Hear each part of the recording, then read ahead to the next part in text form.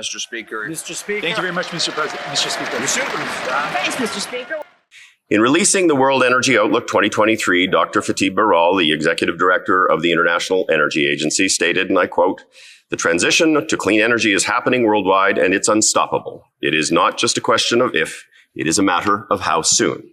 While the NDP Liberal self-proclaimed socialist environment minister hung out with 70,000 sanctimonious politicians and wealthy elites at a sprawling air-conditioned steel complex in a major petro state without a hint of shame or irony, I might add, who all flew from around the world on publicly funded commercial and private airplanes and jets, even though virtual attendance was also an option, to scheme up ways to make life poorer, colder, dirtier, slower, darker, more inconvenient, more isolated, more uncomfortable, and more expensive for everyone else, the NDP Liberals colluded to ram through and cover up the pinnacle of their anti-energy, anti-private sector, anti-capitalist agenda here at home. From away, the minister announced yet more damaging policy for Canadians and even bragged that he was the first environment minister in the world out of touch and radical enough to do something to Canada that no other major resource or oil and gas producing country is doing to themselves. No other country in the world at all, in fact, which is to impose a cap clearly designed to function as a Canadian oil and gas production cap, which really means a cap on the biggest private sector investor in Canada's economy, a cap on affordable and reliable power and fuel, a cap on clean tech investment in Canada, which primarily comes from the energy sector, a cap on jobs, on businesses, on tax revenues for social programs and services for Canadians. That's not leadership. What it is putting one's own radical activist ideology ahead of the best interests of the people he serves, which are supposed to be Canadians. It's not at all worthy of celebration, since no other competing oil and gas producer for which global demand is expected to increase significantly in the foreseeable future is doing to themselves, because they know it's bad for their citizens and bad for their country. Rather, it's entitled, out-of-touch power-mongering and not worth the cost to Canadians.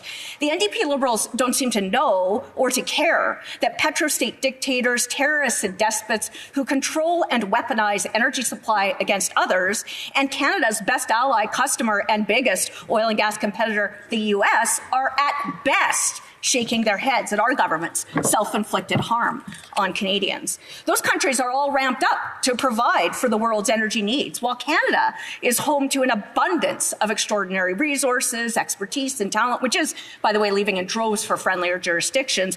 But because the NDP Liberals constantly roadblock, gatekeep, hamper, punish, and kill by delay Canadian oil and gas development and exports, rejects every ally who desperately wants and needs Canada's LNG, and their red tape prevents any meaningful production of critical minerals and rare earth metals, since mines can take up to 25 years to get going in Canada. Everything is broken and nothing can get built under these NDP Liberals. So when the PM said he wanted to phase out oil and gas, many thought that it was a gaffe, but actually it was a tell, and every action after 8 years shows it. On one hand, it was appropriate that the announcement was there, given that it's exactly global planning gatherings for global economic and foreign policy, like what happens regularly at the annual COP meetings, and many other global policy-focused groups, where this whole concept of the just transition started and where it advances still. On the other hand, it was disturbing because it truly shows how totally out of touch the NDP Liberals really are with the realities of everyday life of the majority of Canadians, and how far away the NDP Liberals are from their long ago empty claims that they value inclusion, diversity, transparency, and most starkly, democracy. The spectacle of the NDP Liberal collusion and cover-up in the Natural Resources Committee to impose the globally planned just transition on Canada and reject nearly all amendments proposed by Conservatives in the early hours of the morning, and to silence and sideline every single Canadian who will be impacted by the costly coalition's anti-energy, anti-private sector agenda embodied in Bill C-50 immediately and in the long run was almost shocking to witness if it wasn't such a predictable pattern after 8 years. Yeah. If there was any doubt left, it's more obvious than ever that the NDP Liberals are focused solely on power, not principle, on power, not purpose, on their own partisan, political, and parliamentary power, and on currying favor with their fellow global policy elites, not on the Canadian people, not on the power of the Canadian people, not on the power to the Canadian people. Bill C-50 is the NDP Liberals' behind closed doors, top-down central plan for a wide-scale radical economic restructuring for Canada. And it doesn't even achieve their own stated purpose for their power grab to ram it through. But what else is new with these guys? Because the truth is, there's not a single tangible skills or jobs training program proposed or even outlined in the bill that the Costly Coalition says it's worked on behind closed doors for nearly 2 years. What Bill C-50, which is the global just transition, no matter what the NDP Liberals call it, that is anything but just in every possible way, will do is create a government committee behind closed doors that will create another government committee behind closed doors that will give instructions to governments to centrally plan Canada's economy on a cycle every 5 years.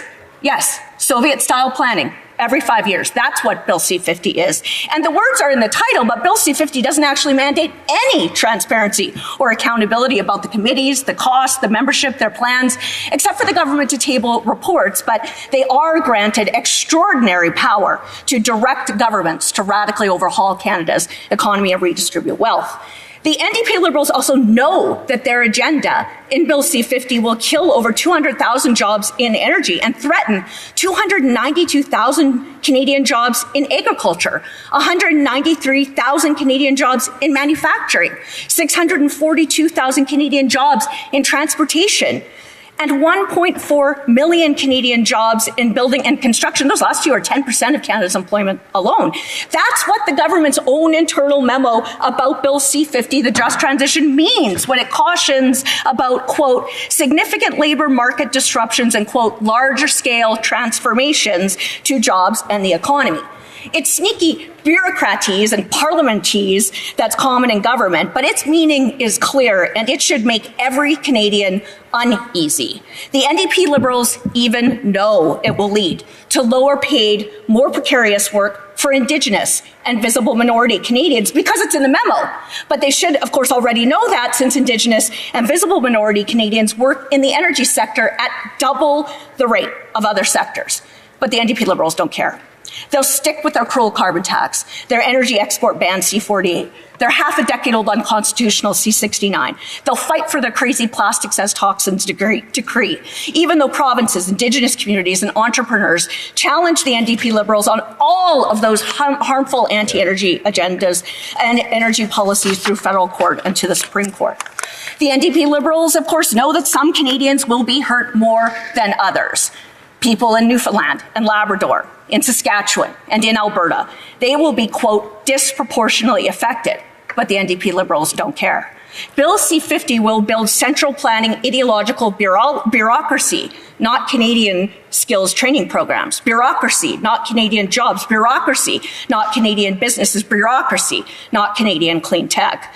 So Canadians might be wondering what the heck's going on here. Well, the truth is the NDP Liberals cooked up Bill C-50 behind closed doors for about 2 years, introduced it last summer with a last-minute spin job, name change, and no debate.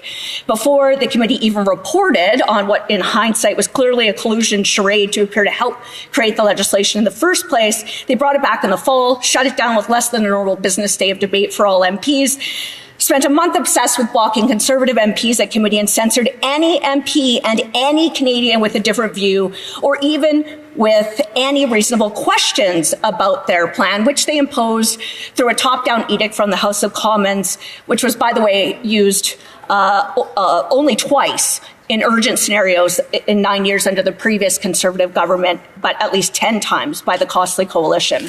So let's talk about the kinds of amendments that were rejected that Conservatives proposed. We proposed, quote, measures to ensure access to affordable and reliable energy, ensure a strong export-oriented energy sector, avoid regulatory duplication and necessary delays, outline how the federal government will help ensure the affordability and reliability of energy. improve affordability and to facilitate and promote economic growth, private sector investment, the creation of sustainable jobs, ensure that major and clean energy projects under federal regulatory frameworks can be delivered on time and on budget, the importance of collaborating with all levels of government, including provincial, territorial, and municipal governments, and all relevant partners and stakeholders, the inclusion of representatives of provincial, territorial, and Indigenous governance bodies, measures to recognize local and regional needs, including Indigenous communities, ways to create economic opportunities for Indigenous communities, ways to promote economic growth, including the economic growth of Indigenous communities, mandate meaningful consultation and to account for the cultural values, aspirations, strengths, and to include at least 2 members who represent Indigenous organizations, at least one of which was a substantial interest in Canada's natural resource sector. They even rejected an amendment where Conservatives called on achieving a fair and equitable plan. I'm sorry, the honourable member's time is up. I've been signaling here. Questions and comments? The honourable parliamentary secretary, the government house leader. Yeah, Madam Speaker, that's a whole lot to digest, and I can tell you, you want to talk about, and that's the problem, I was listening. Madam Speaker, I can tell you the amount of information that was coming out of there, and somewhat misleading, I would suggest. You know, you would think that we have shut down the oil industry completely, and you'll find, you know, by mid-July, we will have actually had more oil going from Alberta to the West Coast than Harper did in 10 years. In fact, you know, in regards to the TMX, I'd like to quote her idol of all premiers, Daniel Smith. Daniel Smith says, you know, the Prime Minister made the right decision to purchase the project 6 years ago. And if memory serves me correctly, Madam Speaker, I think this very member was soundly critical of the Prime Minister's decision back then. And I'm wondering if she would agree to take a flip-flop on that particular position in support of her idol, the Premier of Alberta. Honourable for Lakeland. On what planet have I ever advocated and would ever support the concept of requiring taxpayer subsidies and governments to nationalize and socialize the energy sector in Canada? Conservatives, under the previous Conservative government, under Prime Minister Stephen Harper, eliminated the vast majority of direct subsidies to oil and gas companies in this country. And the Liberals, I've been having to defend them for the last 9 years, actually have taken care of the left that were rest.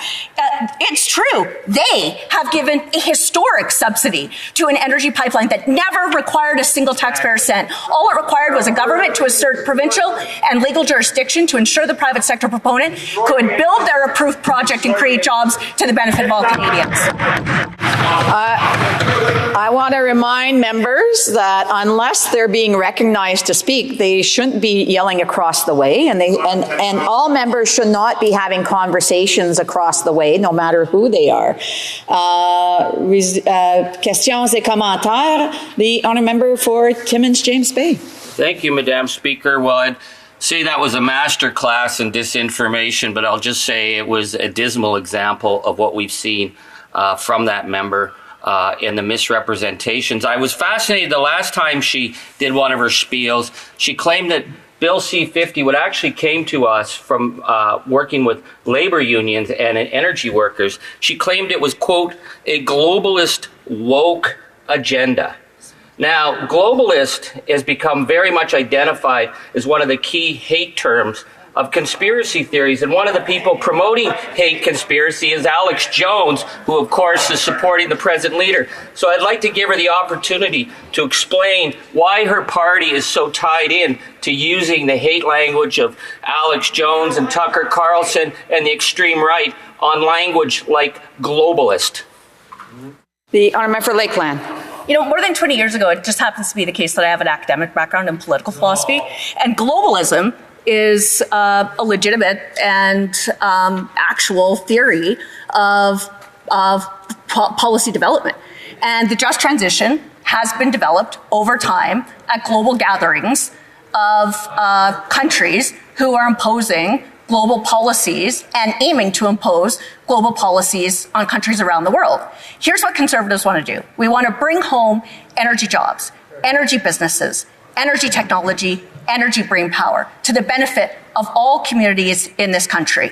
We want to green light green projects. We also know that part of the way that must be done, because the vast majority of clean tech investment in the private sector comes from the energy sector in Canada right now, is to accelerate and expand the development and the exports of Canadian oil and gas technologies, clean tech, and expertise around the world to help lower global emissions and continue to have and actually get this country back on track so the Canadians can once again afford fuel, home, heating, and housing.